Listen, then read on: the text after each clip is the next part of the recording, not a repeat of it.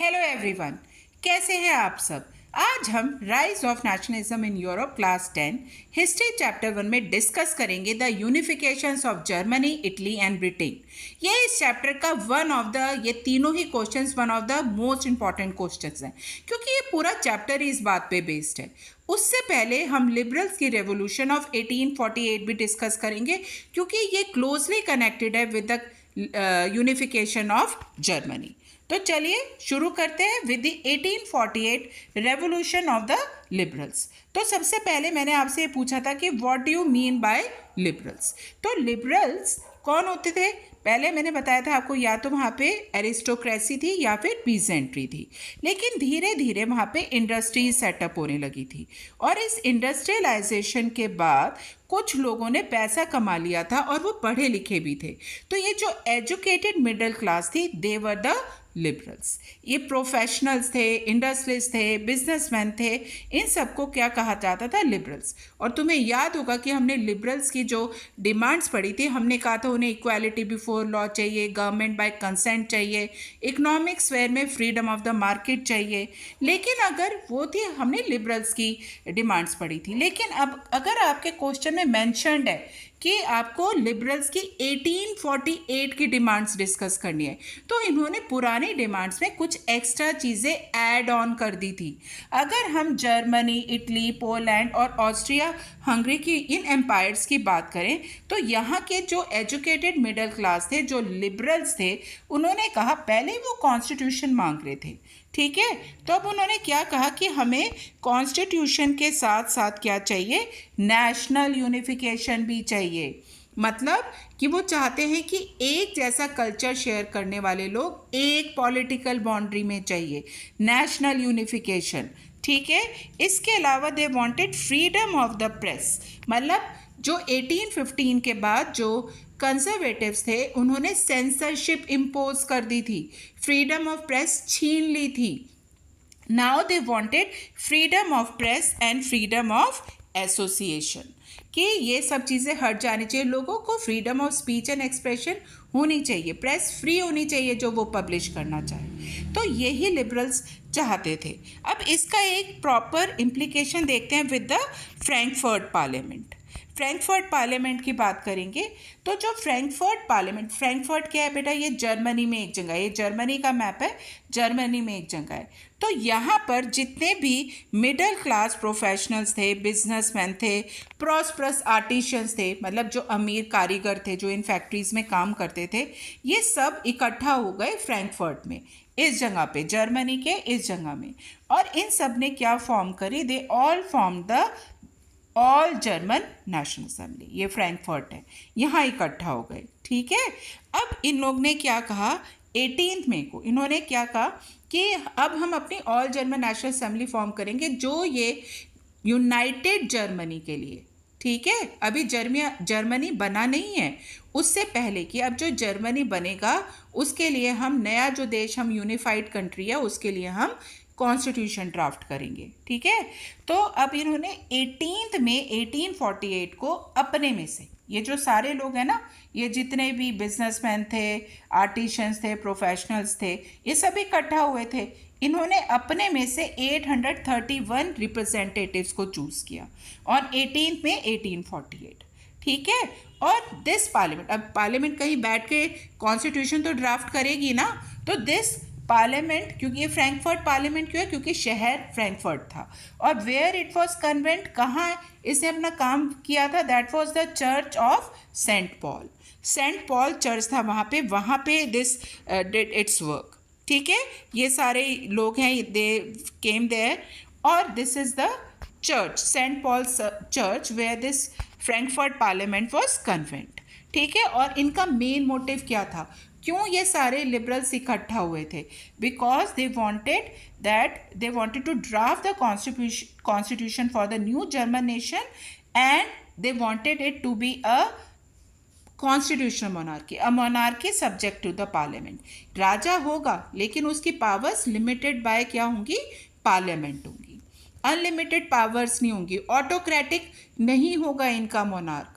और ये यही चाहते थे कि कॉन्स्टिट्यूशन होनी चाहिए, देश कॉन्स्टिट्यूशन के हिसाब से चलना चाहिए, ठीक है।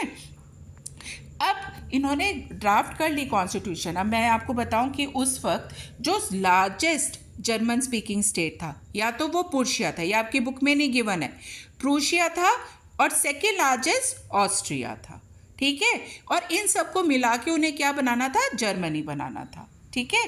तो जो वहाँ पे ये जो फ्रैंकफर्ट पार्लियामेंट के लोग हैं, जो इसमें डिप्टीज थे, तो उन्होंने they offered the crown to Friedrich Wilhelm four, ठीक है। ये फ्राइडरिच विल्हेम फोर है बेटा, इसको उन्होंने क्राउन ऑफर किया। लेकिन ये क्यों चाहेगा कि इसकी पावर्स लिमिट हो, कोई क्यों चाहेगा उसकी पावर्स कम हो। तो इसने और मोनार्क्स के साथ मिलके, ठीक है, इन्होंने इस इलेक्टेड असेंबली को अपोज किया कि हमें नहीं चाहिए ये पार्लियामेंट, ठीक है। तो ये जो पार्लियामेंट थी ना, इसमें ज़्यादातर एजुकेटेड मिडिल क्लास थे, लिबरल्स थे। लेकिन वहाँ पे हमने पढ़ा था ना, पीजेंट्स भी थे, वर्कर्स थे, गरीब लोग थे, उनकी अपनी अलग डिमांड्स थी। लेकिन इन्होंने गलती क्या की, उनको अपने साथ नहीं लिया। ये अपनी डिमांड, लिबरल्स ने अपनी डिमांड रखी बस। इन्होंने ना वर्कर्स के बारे में सोचा, ना पीसेंट्स के बारे में सोचा। तो वो भी बहुत large part of the population थे। तो इन्होंने उसे इग्नोर करने की वजह से जो ये पार्लियामेंट है, अपनी बात मनवाने में सक्सेसफुल नहीं रही। तो फाइनली ये असेंबली वॉज डिसबैंडेड। इसको डिसबैंड कर दिया गया by calling in the troops. उन्होंने, ये जो मोनार्क्स थे, इन्होंने अपनी मिलिट्री बुलाई और इस पार्लियामेंट का जो पूरा ही जो ये पार्लियामेंट थी, इसको डिसबैंड कर दिया, ठीक है, इसको ख़त्म कर दिया। Are you getting with this? तो ये बेचारे फ्रैंकफर्ट जो पार्लियामेंट थी, ये चाहते थे जर्मनी को एक यूनिफाइड नेशन बनाना है। ये फर्स्ट है बेटा, ये इनका फर्स्ट स्टेप था जर्मनी की यूनिफिकेशन के लिए। अब जब हम जर्मनी की यूनिफिकेशन करेंगे ना, तो यही बात करेंगे कि लिबरल्स ने 1848 में कोशिश करी थी जर्मनी को यूनिफाई करने की, लेकिन उन्हें मोनार्क्स और मिलिट्री ने मिलकर क्या कर दिया, सप्रेस कर दिया, उनके एफर्ट्स को बेकार कर दिया, ठीक है। अब हम 1848 में ही लिबरल्स के बारे में हम बात करेंगे। एक तरफ विमेन भी थी। अब ये विमेन भी राइट्स चाहती थी। हमने पहले भी पढ़ा था कि they wanted political rights, they wanted right to vote, लेकिन उनको ये सारे राइट्स नहीं मिल रहे थे। इसलिए इन्होंने पॉलिटिकल एसोसिएशंस बनाना शुरू कर दिया, अपने न्यूज़पेपर्स फाउंड किए, हाँ, बहुत सारी मीटिंग्स और डेमोन्स्ट्रेशंस किए। लेकिन टू देयर सरप्राइज इसका उन्हें कोई फ़ायदा नहीं हुआ, क्योंकि जब फ्रैंकफर्ट पार्लियामेंट कन्वेन हुई चर्च सेंट पॉल में, तो उन्हें सोचा था कि भी इनको भी जगह मिलेगी उसमें, लेकिन they were just observers and they had to stand in the visitors gallery. उनको सिर्फ विजिटर्स गैलरी में यहाँ ऊपर खड़े रहना पड़ा। यहाँ नीचे पार्लियामेंट कन्वेन हो रही है, वो इसमें पार्टिसिपेट करना चाहती थी, लेकिन ऐसा नहीं हुआ। मतलब अभी भी उनको कोई राइट्स नहीं मिले थे विमेन को। Are you getting with this? अब ये विमेन की बात हो गई। अब हम बात करेंगे कि जो कंजर्वेटिव्स हैं वो तो अगेंस्ट थे, उन्होंने ही तो मोनार्की ने ही तो सप्रेस किया था इसको, जो फ्रैंकफर्ट पार्लियामेंट थी। और ऐसा और सब जगह भी लिबरल्स कर रहे थे, है कि नहीं। वो बेचारे 1815 में अंडरग्राउंड चले गए थे और 1848 तक बेचारे अंडरग्राउंड लोगों को ट्रेन कर रहे थे। अब बेचारों ने फाइनली रिवोल्ट किया, तो उनका कुछ तो फ़ायदा होता ही है जब आप रिवोल्ट करते हो। तो मोनार्क्स ने समझ में आ गया कंजर्वेटिव्स को कि अगर वो उन्हें थोड़े कंसेशंस नहीं देंगे, तो बार बार यही होता रहेगा कि लोग उनके अगेंस्ट रिवोल्ट करेंगे, फिर वो उन्हें सप्रेस करेंगे, फिर रिवोल्ट्स होंगे, फिर वो उन्हें सप्रेस करेंगे। इससे बेटर है कि लिबरल्स को क्या दे दिए जाए, थोड़े से कंसेशंस दे दिए जाएं, जो उन्हें चाहिए वो उन्हें दे दिया जाए। तो फाइनली उन्होंने क्या किया, सर्फडम और बाउंडेड लेबर को अबॉलिश कर दिया हब्सबर्ग एरियाज़ में, जो हब्सबर्ग डोमिनेंट एरियाज थे, या रशिया में। ये कहाँ है? ये ईस्टर्न यूरोप है। वेस्टर्न यूरोप में सर्फडम पहले ही अबॉलिश हो चुका था। समझ में आया? सर्फडम मैंने तुम्हें बताया था, जैसे इंडिया में बेगार होता है, कम पैसों या बिना पैसों के काम करवाना पीजेंट से। और बाउंडेड लेबर होता है कि जब आप पूरी ज़िंदगी उनसे कम पैसों या बिना पैसों के काम कराओ, ठीक है। और जो हब्सबर्ग रूलर्स थे, उन्होंने भी उनके एरियाज़ में हंगेरियंस रहते थे, उनको ज़्यादा ऑटोनॉमी दे दी थी। मतलब जिन एरियाज़ में वो हैं, उनको थोड़ा स्वराज, अपने हिसाब से डिसीजंस लेने की परमिशन दे दी थी। Are you getting with this? ये है पूरा जो हमने अभी डिस्कस किया, that was all regarding the liberals revolution of 1848। ठीक है, तो हमने उनकी सारी डिमांड्स पढ़ी। एक बार फटाफट क्विक रिकैप देखो, आपको ये आंसर याद है या नहीं है। आपको पता होना चाहिए कि सबसे पहले उन्होंने क्या मांगा, वो ने कॉन्स्टिट्यूशन के साथ national unification, freedom of press, freedom of association. उसके अलावा फ्रैंकफर्ट पार्लियामेंट फॉर्म हुई जो जर्मनी को यूनिफाई करना चाहती थी। उसके लिए उन्होंने फ्राइडरिच विलेम IV को क्राउन भी ऑफर किया, लेकिन उसने रिजेक्ट कर दिया और पार्लियामेंट डिसबैंड होगी। फिर हमने वुमेन के बारे में बताना है कि उन्होंने एसोसिएशंस फॉर्म की, न्यूज़पेपर्स फाउंड किए because they wanted political rights. लेकिन दे वर सरप्राइज्ड क्योंकि जब फ्रैंकफर्ट पार्लियामेंट कन्वेन हुई तो उन्हें सिर्फ विजिटर्स गैलरी में रखा गया और एज ऑब्जर्वर्स। लेकिन फाइनली क्या फ़ायदा हुआ कि सर्फडम और बाउंडेड लेबर अबॉलिश हो गया था हब्सबर्ग एरियाज में कुछ और रशिया में। इसके अलावा हब्सबर्ग रूलर्स ने हंगेरियंस को थोड़ी सी ऑटोनॉमी भी दे दी थी। तो ये उसके रिजल्ट्स थे। ये पूरा है आपका 1848 की लिबरल्स की revolution. Are you getting? Question में लिबरल्स 1848 आएगा तो ये सारे पॉइंट्स आपके आंसर में आने चाहिए। ठीक है, now will discuss about the unification of Germany. Germany की यूनिफिकेशन की बात करेंगे। तो अगर हम बात करते हैं बेटा, ये अभी हमने पढ़ा फ्रैंकफर्ट पार्लियामेंट वाला कि लिबरल्स ने सबसे पहले कोशिश की थी, लेकिन अब हम देखेंगे एक्चुअली ये जो यूनिफिकेशन है that was done by the conservatives, monarchs. तो क्या रीज़न होगा? क्या वो भी चाहते थे नेशनल यूनिफिकेशन, एक जैसा कल्चर शेयर करने वाले लोग एक देश में रहे? नहीं, उनका ये मोटिव बिल्कुल नहीं था। तो पहले राजा और देशों पे अपना हुक्म क्यों चलाते थे? वो और देशों को क्यों जीतना चाहते थे? ऑब्वियसली वो अपनी टेरिटरीज को एक्सपैंड करना चाहते थे, वो अपनी पावर्स इंक्रीज करना चाहते थे, अपने रिसोर्सेज इंक्रीज करना चाहते थे। इसीलिए कंजर्वेटिव्स ने यूनिफिकेशंस की थी। ठीक है, तो अब हम ये देखेंगे कि जर्मनी की यूनिफिकेशन कैसे हुई। तो सबसे पहले हमने यही पढ़ा था ना, अभी जो हमने फ्रैंकफर्ट पार्लियामेंट वाला पढ़ा था कि nationalist feelings were wide spread among the middle class Germans. ठीक है, और उन्होंने 1848 में जर्मन कॉन्फेडरेशन के जो स्टेट्स थे 39, उनको वो एक नेशन स्टेट बनाना चाहते थे थ्रू एन इलेक्टेड पार्लियामेंट, कि वो जो सारे देश है एक बन जाए और उनकी एक इलेक्टेड पार्लियामेंट हो। ठीक है, लेकिन हमने अभी पढ़ा कि they were if we talk about they were repressed by the whom the combined forces of monarchy, military and एक चीज़ आपको यहाँ पे लर्न करनी है, large land owners of Prussia. और जो ये large land owners of Prussia उनको क्या कहते हैं?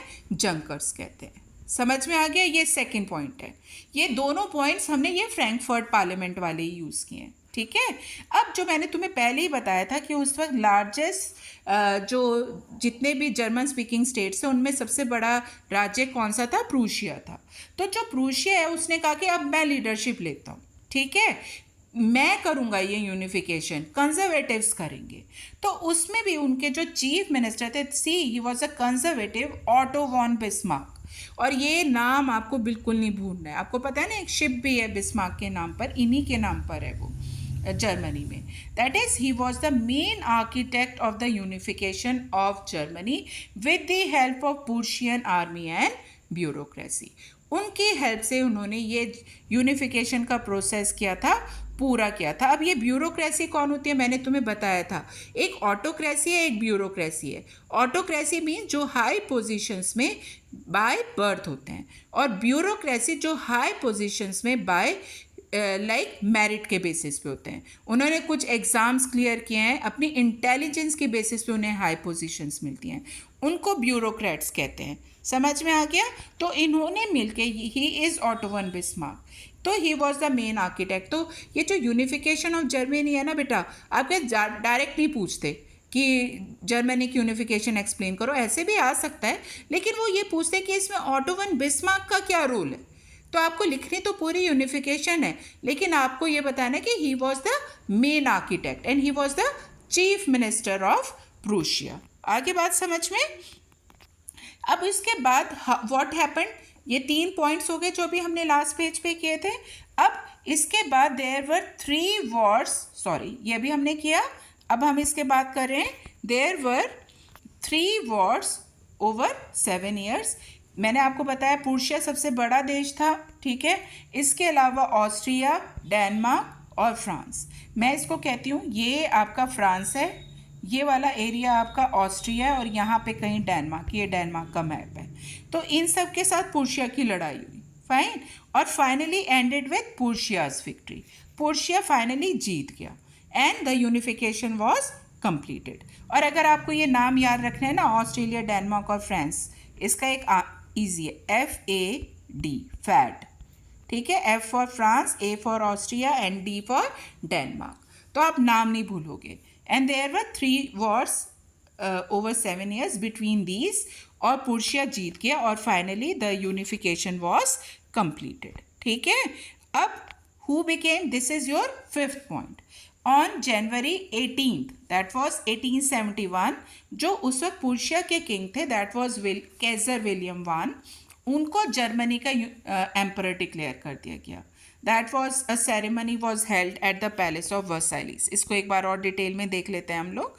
ये पुर्शिया के किंग है। 18 जनवरी 1871 असेंबली ने, मतलब जो वहाँ पे कौन कौन थे, ये असेंबली कौन थी जिसने इसको डिक्लेयर किया था कैसर विलियम वन को किंग।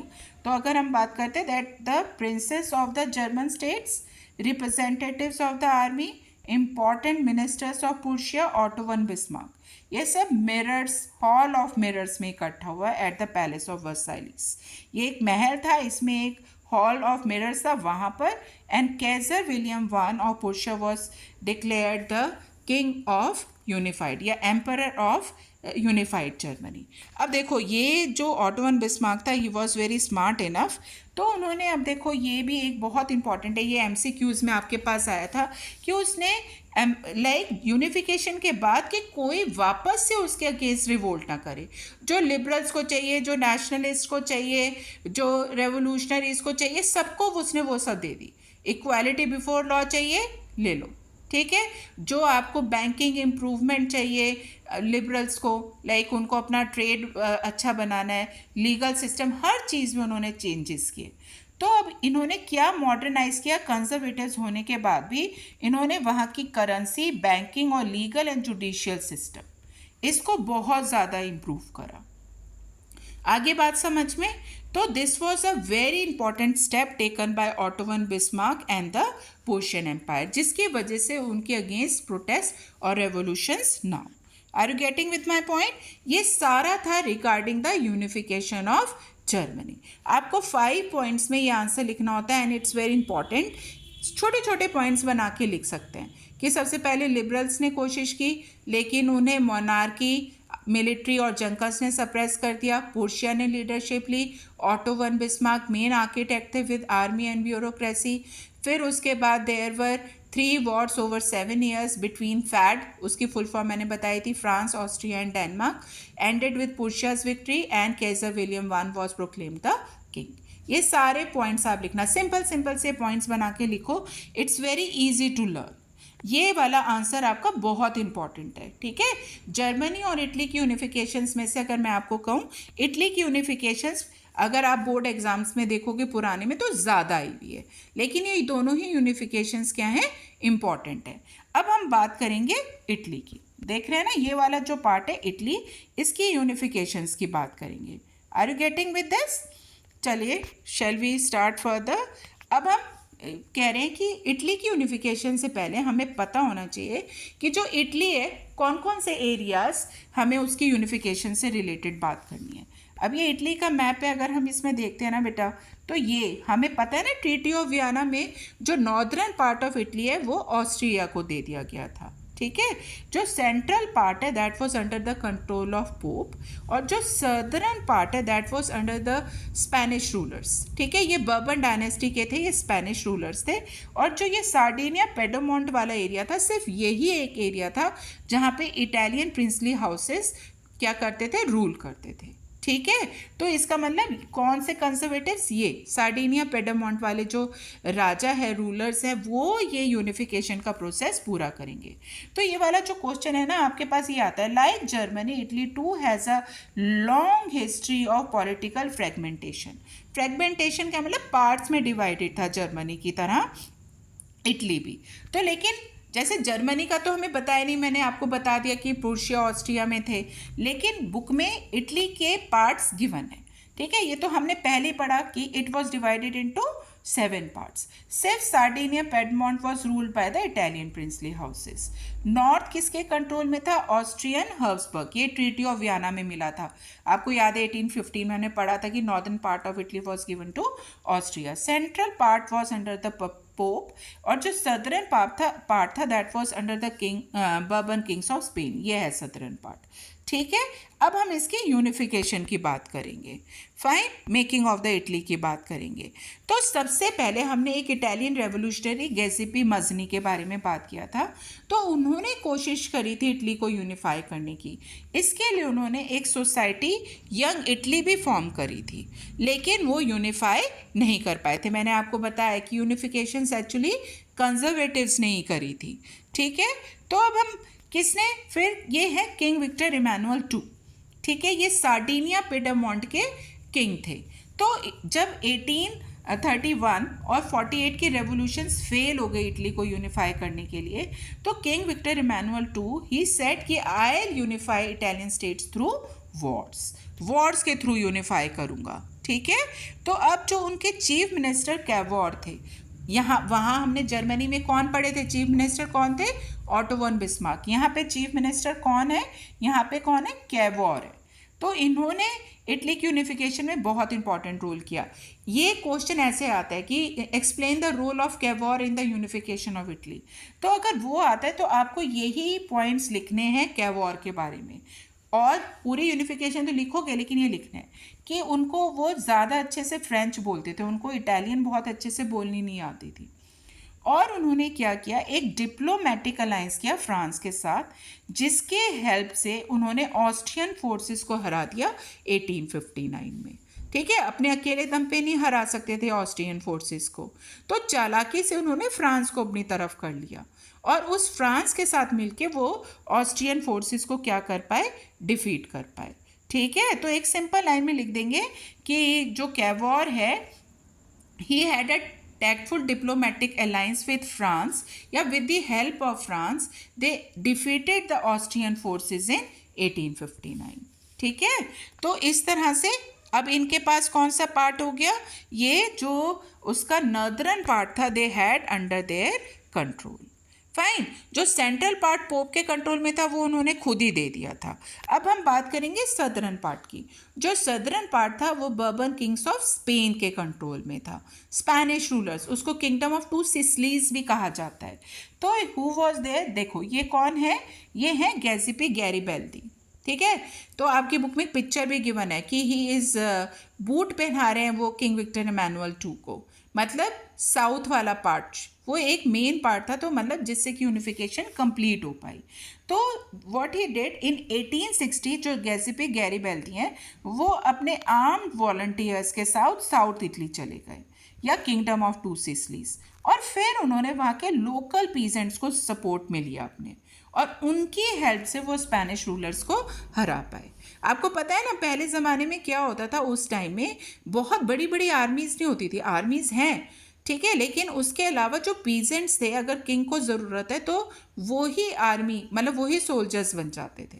तो इसने क्या किया, बहुत आराम से वहाँ गया और उन्हें समझाया और उनको अपने सपोर्ट में लेके पीजेंट्स की हेल्प से ही defeated the Spanish rulers, and finally the unification was completed. And in 1861, King Victor Emmanuel II was proclaimed the king of unified Italy. ठीक है, अब ये हम अभी किसकी बात कर रहे थे? We were discussing about Italy. ठीक है, ये सॉरी वो बीच में चेंज हो गया था। ये किंग विक्टर इमैनुअल II है। देखो ये 1861 है, और जर्मनी की यूनिफिकेशन 1871 में हुई थी। आपकी बुक में जर्मनी की पहले गिवन है और इटली के बाद में, जबकि इटली की यूनिफिकेशन जर्मनी से 10 साल पहले हो गई थी। तो एक ही वाली चीज़ आपको क्या रखनी है? ध्यान रखनी है। अब now will discuss about the strange case of Britain. तो जो जितने भी अगर हम कहें स्कॉलर्स हैं ना, वो क्या कहते हैं कि जो ब्रिटेन की यूनिफिकेशन है ना वो मॉडल है। तो वो कह रहे हैं अगर हम ब्रिटिश आइल्स, आपको पता है ना जो ये ब्रिटिश आइल्स है, it is an island, group of island है।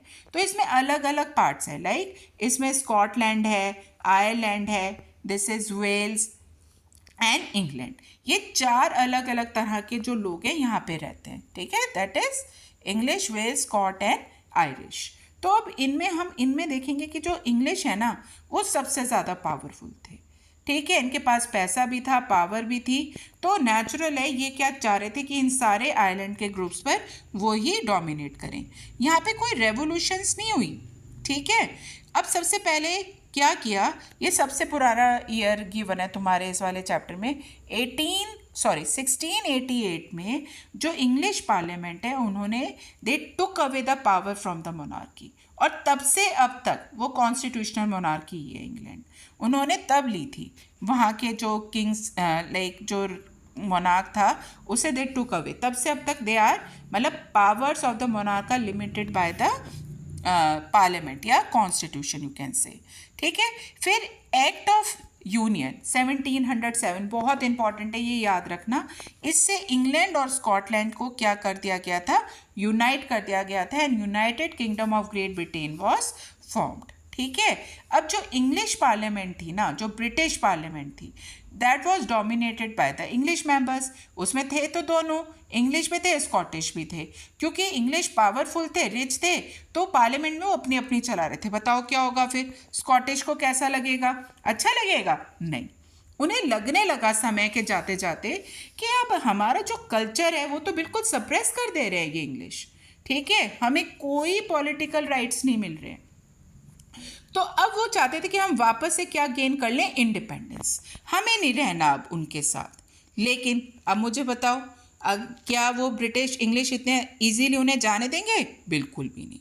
तो जो स्कॉटिश हाईलैंडर्स हैं उनको इतनी बुरी तरह से सप्रेस किया गया कि अब वो अपनी गैलिक लैंग्वेज नहीं बोल सकते थे, अपने कपड़े नहीं पहन सकते थे, and they were driven out of their homelands also. उनको अपने घरों से भी निकाल दिया गया। आ रही है बात समझ में? ऐसा किया गया उनके साथ। तो this is what happen to the Scotland. ये हमने पढ़ा अभी कि इंग्लैंड ने स्कॉटलैंड के साथ क्या किया। अब हम बात करेंगे आयरलैंड की। ये आयरलैंड है, ठीक है। तो जो आयरलैंड है it was divided into 2 types of Christians, that is Catholics and Protestants. Catholics आपको पता है जो ऑर्थोडॉक्स क्रिश्चियंस हैं, और इसी में से ही मार्टिन लूथर ने एक प्रोटेस्टेंट रिफॉर्मेशन मूवमेंट शुरू की थी, जिसमें कुछ चेंजेस थे, वो प्रोटेस्टेंट्स थे। ये हम प्रिंट कल्चर में अभी डिटेल में पढ़ेंगे, ठीक है। तो जो आयरलैंड था ना, वहाँ पे ज़्यादातर डोमिनेंट ग्रुप कौन था, दे वर द कैथोलिक्स, ठीक है। तो अब इंग्लिश बड़े समझदार थे, उन्होंने क्या किया, प्रोटेस्टेंट्स को हेल्प किया कि तुम ये जो चाहे तुम्हारा देश में ज़्यादातर कैथोलिक्स हैं, तुम इसे रूल करो, हम तुम्हें हेल्प करेंगे। इतनी चालाकी करी। तो जो कैथोलिक्स थे ऑब्वियसली वो प्रोटेस्ट करते अगेंस्ट द ब्रिटिश डोमिनेशन, लेकिन दे वर सप्रेस्ड, ठीक है। वुल्फ टोन ने बहुत कोशिश करी अपने आयरिश मैन के साथ इस सब को रोकने की 1798 में, लेकिन फाइनली 1801 में आयरलैंड को भी किस में मिला दिया गया, इंग्लैंड में मिला दिया गया, forming United Kingdom of Great Britain. आ रही है ना बात समझ में? आपके पास ये क्वेश्चन बेटा 2-3 तरीके से आ सकता है। एक तो आपके पास आए कि आप पूरी यूनिफिकेशन एक्सप्लेन करो, तो उसमें स्कॉटलैंड और आयरलैंड दोनों का लिखना पड़ेगा। खाली स्कॉटलैंड का पूछते तो खाली स्कॉटलैंड का, खाली आयरलैंड का पूछते तो खाली आयरलैंड का, ठीक है। इट डिपेंड्स कि आपसे क्वेश्चन में क्या पूछा जाता है। Finally what were the symbols of the new Britain, that is their flag Union Jack, their national anthem God save our noble king, और लैंग्वेज कौन सी बोली जाएगी, इंग्लिश लैंग्वेज बोली जाएगी, ठीक है। और उनके जितने भी सबऑर्डिनेट्स आयरलैंड और स्कॉटलैंड है वहाँ पे भी यही सब होगा। Are you getting with this? ये तीनों यूनिफिकेशंस कंप्लीट हो गई, ठीक है। इसमें ज़्यादातर आपके पास एमसीक्यूज में एक्ट ऑफ जो यूनियन था 1707, जिसमें इंग्लैंड और आयरलैंड को इंग्लैंड और स्कॉटलैंड को मिला दिया गया था, वो आपके पास आता है क्वेश्चन, ठीक है। आपके स्कूल के एग्जाम्स में आ सकता है ब्रिटेन की यूनिफिकेशन एक्सप्लेन करो, तो you have to write accordingly, ठीक है। आज के वीडियो में हम बस इतना ही डिस्कस करेंगे, और बेटा please do like share and subscribe to my channel. Thank you for watching. आज के लिए इतना ही, बाकी फिर मिलते हैं, बाय।